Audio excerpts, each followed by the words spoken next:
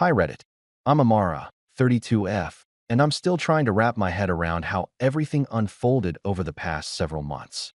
It feels like something out of a movie, but I promise you, this story is very real.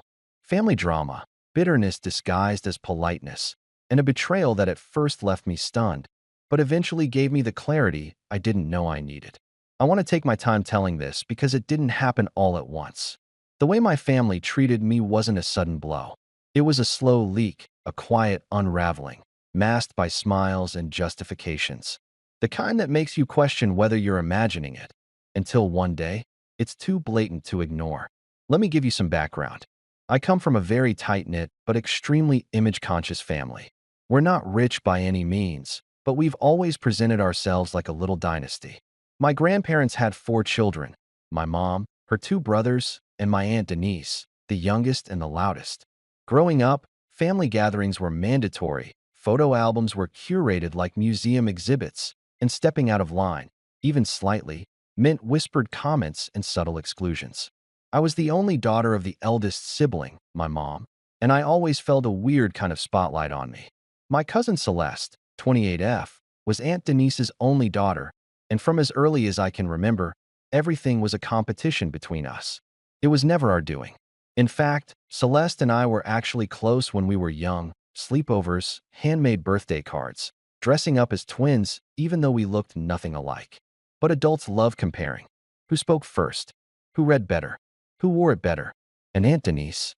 She made it her personal mission to make sure Celeste always won.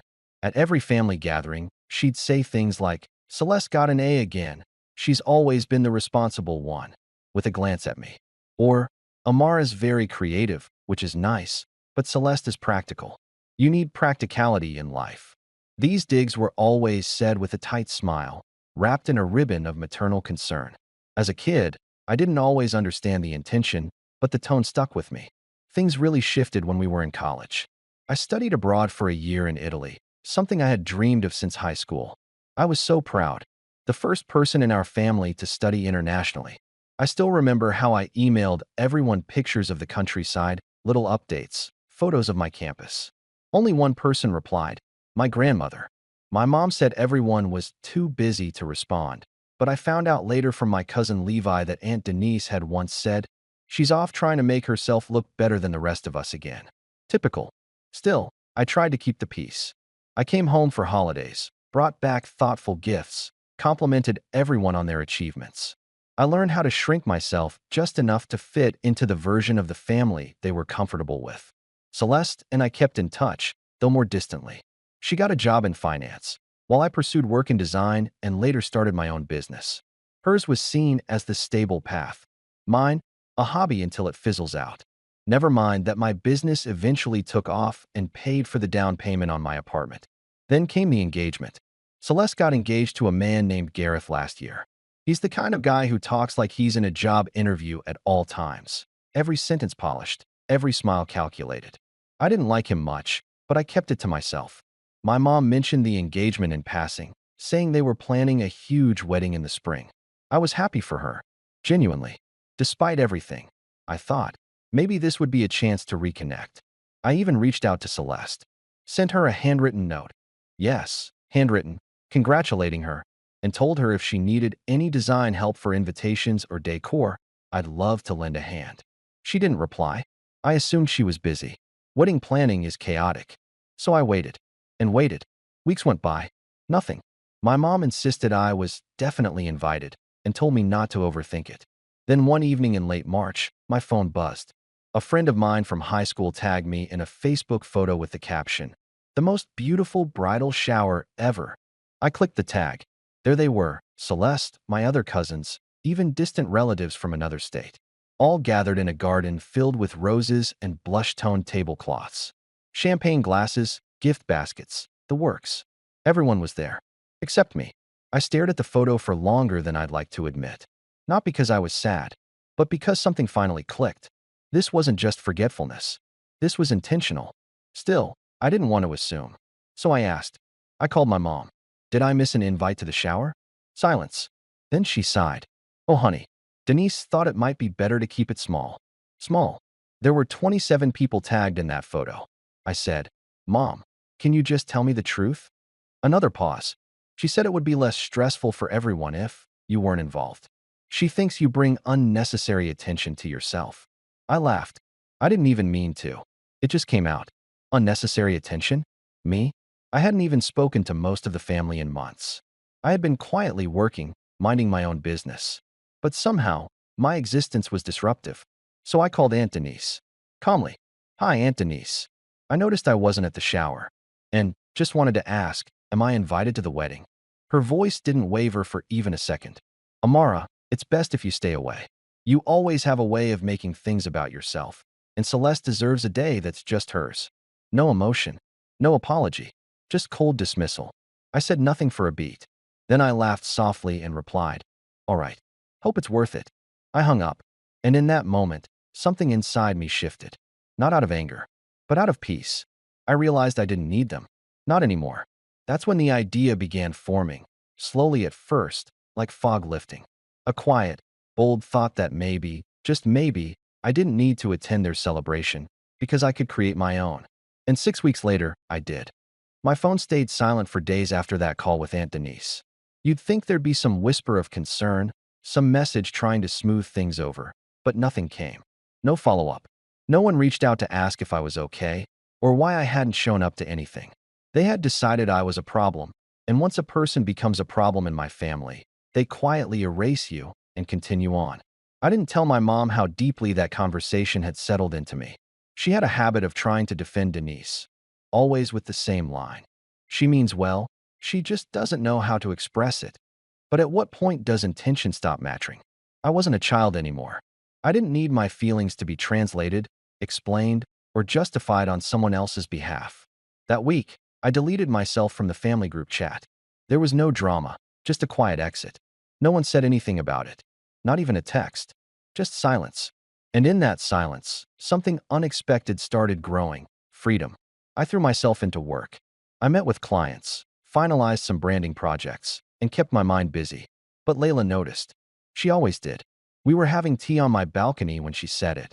Her eyes narrowing in that way she did when she was reading me like a book. They hurt you again, didn't they? I sighed. It's fine. Amara, she said, her voice firmer. It's not fine. You bend over backwards for these people, and they treat you like a piece of scenery they forgot to move off stage. Enough is enough.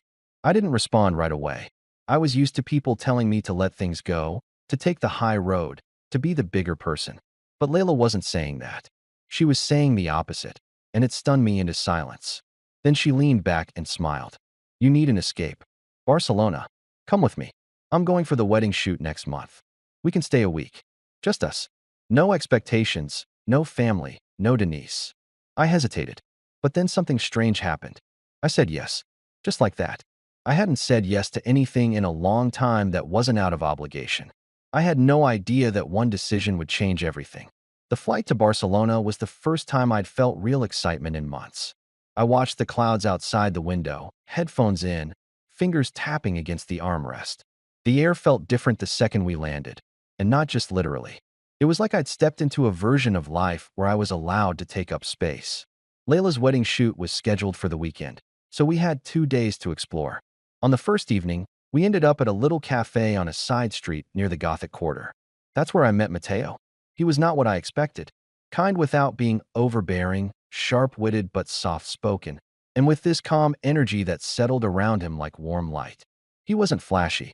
He wasn't trying to impress. He just listened. He asked questions. And when I told him why I'd flown across the ocean with my best friend on a whim, he didn't pity me. He just nodded and said, "Sounds like you needed to breathe." That first night, we just talked, and I laughed more than I had in months. The next few days passed like something out of a dream. Mateo took us to spots tourists never find. Rooftops with hidden gardens, tiny bookshops tucked behind courtyards, a bakery that made the best pistachio croissants I've ever tasted. He knew everyone, not in a showy way, but because he actually paid attention to people. I watched him joke with the elderly shopkeeper, help a little boy who dropped his soccer ball in the street, speak gently to a nervous street performer trying out a new song. He was real, and I had spent so long surrounded by people who were only interested in appearances that it felt unreal. It wasn't romantic, not yet, but it was honest. and I needed that more than anything. Layla was the one who nudged the next chapter forward. We were sitting at breakfast on the third morning, sunlight pouring across the table, when she said, completely casually, "You know, I was thinking you never had your moment. You always made room for everyone else's celebrations. You planned birthdays, hosted baby showers, even helped decorate for Celeste's graduation dinner. Remember that? The one you weren't even thanked for." I nodded. "Yeah, I remember." She smiled. "What if we made our own?" I raised an eyebrow. "Our own what?" Layla leaned forward, eyes sparkling. "Our own celebration. A day for you. Not to get revenge, not to prove anything, just to claim your joy. Something no one can take credit for or twist. Something that's about you and only you." I laughed, but not because I thought it was ridiculous. I laughed because for the first time, I actually wanted it. I looked at Matteo, who was seated quietly beside us, sipping his espresso. He smiled at me. "I know a place," he said. The venue was tucked away on a hillside overlooking the sea, a former artist's retreat, now used for small events and weddings. It wasn't huge. It wasn't extravagant, but it was perfect, covered in climbing ivy, with hand-carved wooden doors, and a terrace that looked out over the ocean like it had been waiting just for us. That's when the idea became something real. Layla took charge. Of course she did. She coordinated with the venue, spoke to local vendors, and called in a few favors from her photography friends. I didn't tell anyone. Not a soul. Not even my mom. Not because I wanted to be secretive, but because I didn't want anyone to ruin it. It was just us, a tiny group of people who knew me, valued me, and wanted to see me happy. And somewhere along the way, Matteo and I fell in love. It wasn't planned. Nothing was. But something about being in that space, surrounded by laughter and light, let everything align. I looked at him one night as the sun set across the water, and I realized I didn't want to leave him behind. And to my shock, he felt the same. So Layla said the words that started it all. "If you two want to get married here, I'll make it happen." We did. It was quiet. It was sincere. And it was exactly what I needed. Now here's the part where everything changed. We didn't post about it right away. Layla took her time editing the photos, and I didn't mention it online. I was just happy quietly. Until Celeste's wedding day. That morning, Layla tagged me in a photo. One photo. It was a picture of Matteo and me standing beneath an arch of wildflowers, sunlight behind us, both of us laughing, not posed, not forced. Just joy. She captioned it, "The most beautiful wedding I've ever had the honor of shooting. Congratulations, Amara and Matteo. You two are magic." I didn't think much of it. But apparently, the rest of the internet did. The photo got picked up by a travel blog Layla had worked with before, then reshared by a wedding trends account. The post started getting traction, thousands of likes, hundreds of shares. Suddenly people were tagging me, messaging me, asking where the venue was, who designed my dress, if we had a video.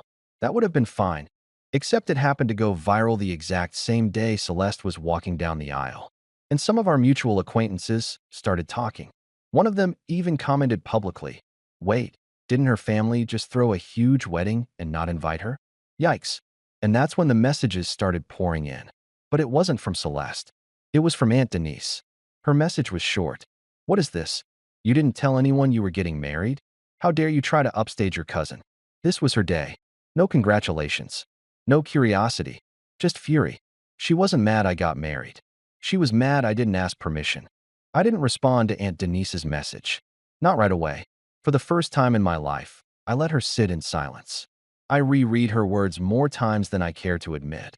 Not because they hurt, but because they confirmed everything I had always quietly suspected. Her first response to my wedding, wasn't joy or curiosity or even mild surprise. It was outrage. Not because she missed the moment, but because she wasn't in control of it. I could almost hear her voice in my head, that clipped tone she always used when she felt the world was spinning out of her hands. "How dare you do something without consulting the family? Without me?" And that, right there, was the crack in the foundation I'd been waiting for. A few hours after her message, my cousin Levi sent me a photo. It was taken at Celeste's wedding reception. The lighting was dim, the chandeliers blurred in the background, and right at the center was Aunt Denise, slumped over on a chair, hand on her chest, surrounded by concerned guests. Her face pale, eyes wide. The caption? "Your wedding photos were showing up on every phone at the table." I think Aunt Denise fainted. I didn't reply to that either, but I smiled. Now, let me be clear. I didn't plan the timing of the post. Layla had tagged me early that morning because she thought the pictures were ready and beautiful and worth sharing. She didn't even know Celeste's exact wedding date, and neither did I, because I wasn't invited. But the universe has a sense of humor, and apparently, so does karma. Within 24 hours, my inbox was flooded. Some messages were kind, friends, old classmates, acquaintances from college saying how beautiful the wedding looked, how happy I seemed. But others? Less generous. Some of my own family members, people who hadn't spoken to me in months or even years, suddenly remembered my number. My Aunt Lucia, Denise's older sister, sent me a voice message that I'll never forget. She started with a cold sigh, then said, "You've caused quite a stir. Was that really necessary, Amara? To post something like that today of all days? Do you know how hard Celeste worked for this wedding? She was in tears when she saw what you did." What I did. They acted like I had stolen her bouquet mid-ceremony or marched down the aisle in a white dress before her. I still didn't respond. But Layla, ever the perceptive soul, pulled up her chair next to mine later that night and said, "They're spiraling, aren't they?" I nodded. More than I expected. She sipped her tea thoughtfully. You know, if they think that one photo ruined their event, they haven't seen anything yet. That got my attention. "Layla," I said slowly, "what do you mean?" She tilted her head and smiled. "Do you remember that branding project we did last year for that European wedding magazine? The one with the outdoor features section?" I nodded. "Well," she said, her smile growing, "they've been asking me for another exclusive, and they want your wedding." I blinked. "They want to feature it." She nodded, and I already said yes. At first, I hesitated. I didn't want this to become a tit for tat. But Layla stopped me. "You didn't plan to upstage anyone. You didn't manipulate or sabotage their wedding. But you did something beautiful, something real. Why should you hide it just because they think they own joy in the family?" She was right. I had spent too long making myself smaller to make room for others. This wasn't revenge, not yet. It was reclamation. But that's when the shift really started. The article dropped a week later. A full spread. 12 glossy pages of sun-drenched moments, interviews with Layla and me, quotes about love found unexpectedly, and a short feature on my design work. It was picked up by 2 more digital platforms within 3 days. Suddenly, emails started coming in from small venues, photographers, and clients. My website traffic doubled. My social media following tripled. But it wasn't just about business. For once, people were seeing me. Not the version Aunt Denise always painted, not the caricature of the attention seeker, not the misunderstood relative who needed to be left out for peace. No, this was my story, and my family hated it. 3 days after the article dropped, my mother showed up at my apartment unannounced. She looked tired, and something about the way she clutched her purse made me brace myself. "Can I come in?" she asked. I nodded. Of course. She sat down at the edge of my couch, like she wasn't sure if she was welcome. Then she said it. "Celeste is devastated. She thinks you've ruined her memory of the wedding." I stayed quiet. "She's convinced people will remember your wedding more than hers." Still, I said nothing. My mom looked at me then, really looked at me.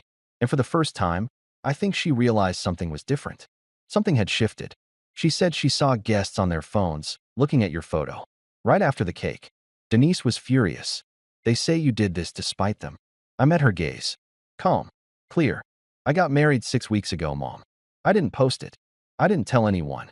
I had my own life moment. They were the ones who made it a competition." She didn't respond. I don't think she had a counter-argument. Not a real one. Then she said something soft, almost pleading. "Can you just take the article down? Maybe ask them to remove it." I stared at her. She wasn't asking me to protect my cousin. She was asking me to dim myself again, for their comfort. I stood up. "No, Mom. I won't. I didn't ask them to leave me out of the wedding. I didn't create this rift. But I also won't keep apologizing for being visible." She looked like she might argue. But then she just nodded, slowly, and left. That might have been the end of it, but Aunt Denise wasn't done. 2 weeks later, a letter arrived. Not an email, not a text, a physical letter. On monogrammed stationery, naturally. The letter was 4 pages long, filled with flowery language, but every sentence dripped with passive aggression. She called my wedding a sideshow, said I had weaponized timing, and accused me of flaunting happiness to provoke pain. But the line that stood out, The one that still sits in my drawer, read. You've embarrassed this family more than you realize. You've damaged Celeste's future by overshadowing her start. Don't expect forgiveness. Forgiveness. She spoke of forgiveness like it was hers to give. That letter didn't break me. It focused me. I was done asking for a seat at their table, so I built my own. And then, I sent out invitations. I planned an event, not a wedding, but a private gathering. An exhibition. A design showcase. A celebration of my work and my life. Hosted in collaboration with the same publication that featured my wedding. There would be media coverage. Editors. Clients. Friends. No family. At least, not officially. The event was held on a crisp autumn afternoon, just outside the city at a restored estate known for hosting curated art and design showcases. It had ivy-covered columns, arched glass doors, and open-air courtyards lined with soft white lights. Layla helped me coordinate the entire thing, and Mateo, quiet and steady as ever, stood by me through each decision, never pressuring, never overstepping, simply reminding me with his presence that I didn't owe anyone silence anymore.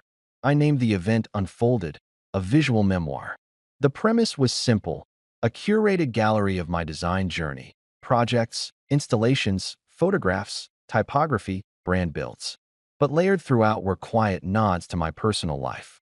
Framed notes from old clients, photos from my wedding that hadn't been shared publicly before, a video installation that opened with a quote. When your light makes others uncomfortable, shine anyway. I knew, without a doubt, that someone in the family would come. Even though no invitations were sent their way, curiosity was a trait Aunt Denise and Celeste couldn't suppress, especially when their control was slipping. Sure enough, they did. They arrived 30 minutes into the event.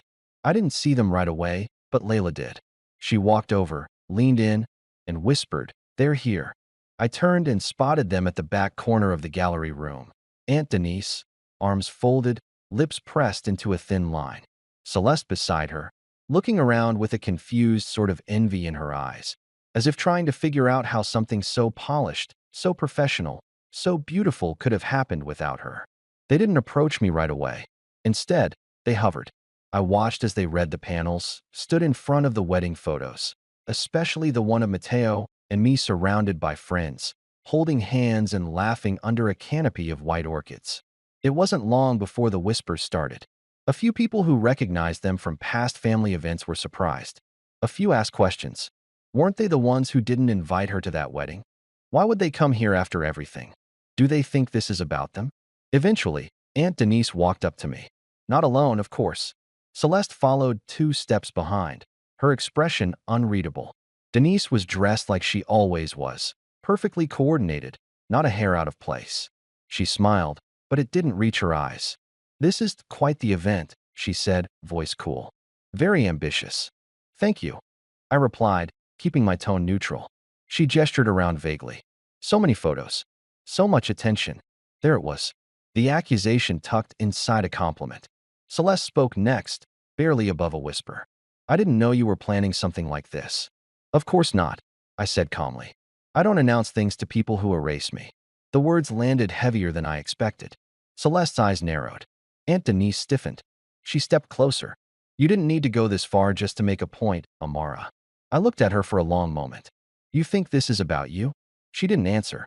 "This is the first time I've done something without thinking about how you'd twist it, without worrying who you'd talk to after.